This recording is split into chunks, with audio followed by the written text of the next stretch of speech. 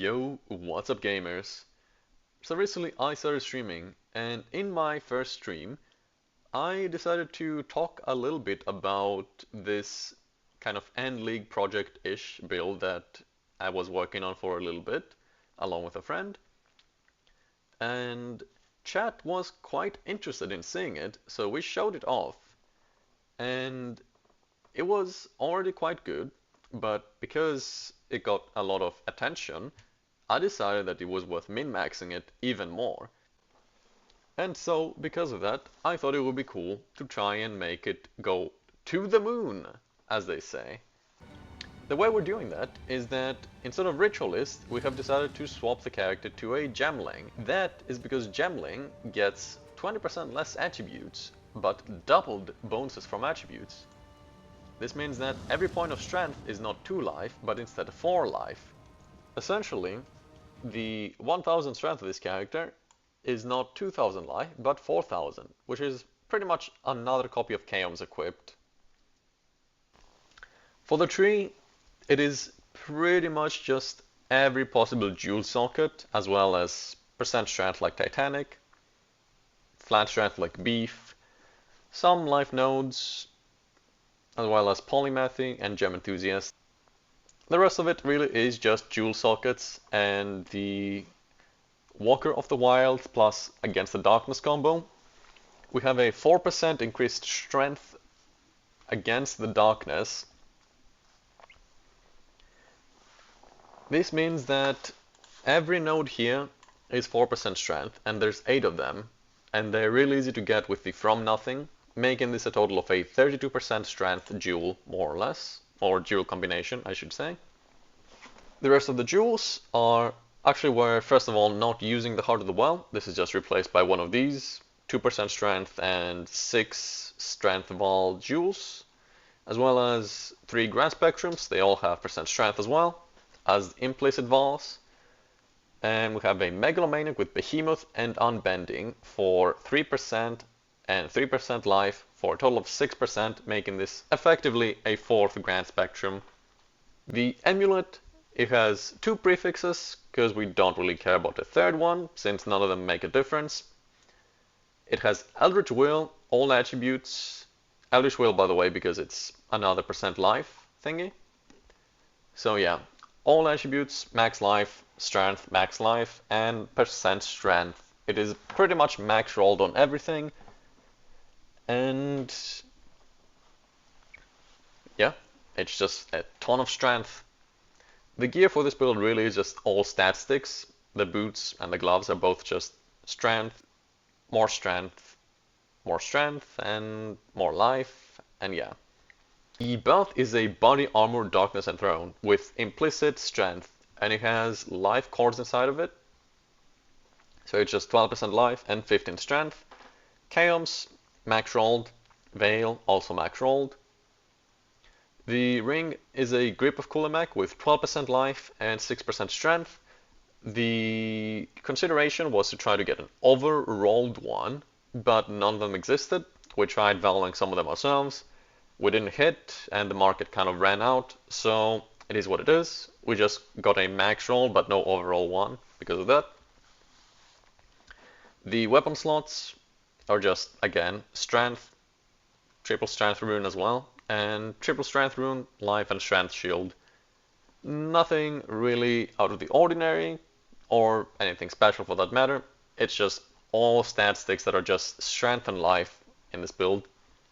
But yeah, using all of this gear and all of this tree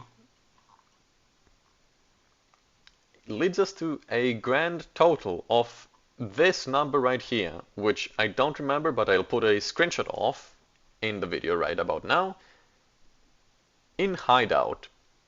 However, there are ways to increase this significantly.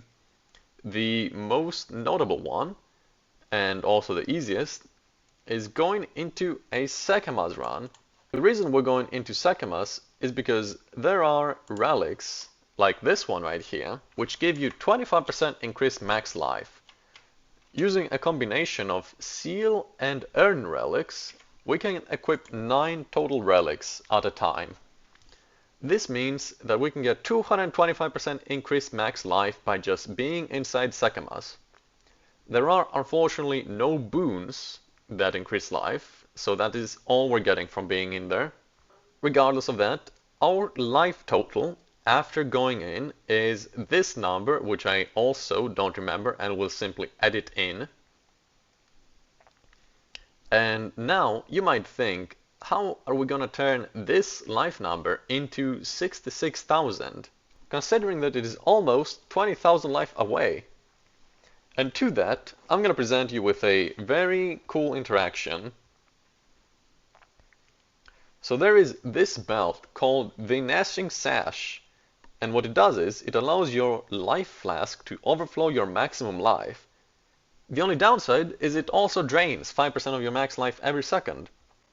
Considering that 5% of 45,000 is 2250, we would need a flask to recover more than 2250 life per second, or effectively have 75,000 recovery over 3 seconds in order to beat this. While that is challenging, it's not impossible, but it would require a lot of changes to the tree. So instead of that, the way that we're going to do this is we are going to use Allroth Resolve, which has instant recovery, as well as it recovers 1,000 life.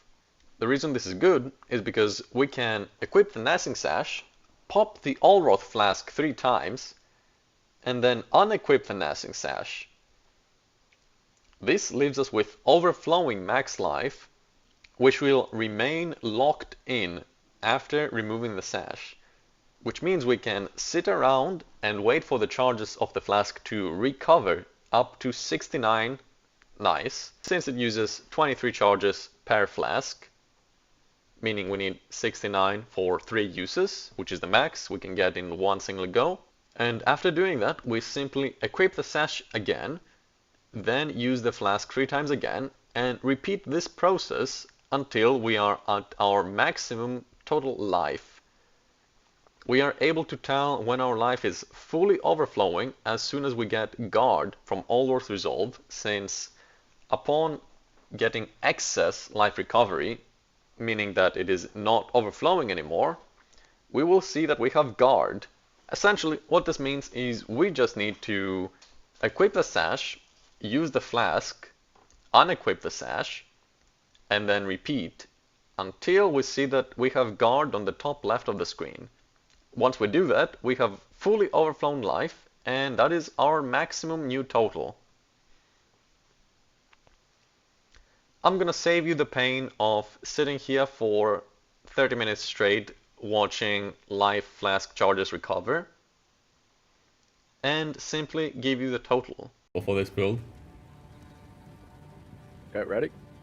Pulse champ, 3, 2, 1. We got Guard. So, as you guys can see, he does have Guard, which means he cannot get any more life.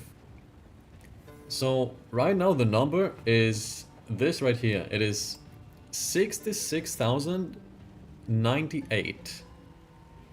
That is how much life this build has right now. So, we broke 65. That's a nice little milestone. And I think what you should do is you have the Darkness and Throne, right? You should equip that. And now go kill a rare.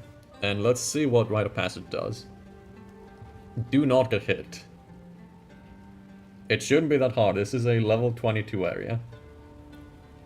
Okay, so unfortunately, Rite of Passage does not work.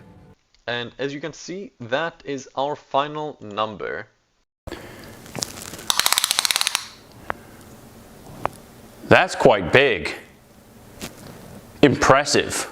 So, after accomplishing this much life, we decided to go into Arbiter and see if we could face tank even regular Arbiter attacks. Spoiler alert, it did not go very well. To be fair, that is expected considering we have no resistances and only 22,000 life outside of Sakamas. But either way, this was a fun End League project, and I hope that all of you enjoyed. Particularly, I do also hope that all the stream viewers enjoyed. I was aware that watching the charges recover for like almost an hour straight would be quite painful, so I did prepare 2 mirrors worth of stuff to Vol to make it entertaining. I hope that was worth it. And yeah, I hope you guys enjoyed. That's about it. See ya. Damage him? Actually, that's... You're not gonna... I guess you're not gonna damage him. Never mind. She revokes your Yeah, try to tank those. It's kind of working, but that's because of the shield.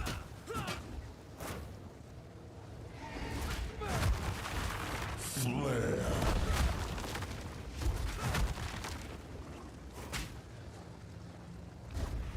I was mostly interested in seeing you tank like a laser. Okay. You cannot tank a laser. Was foretold.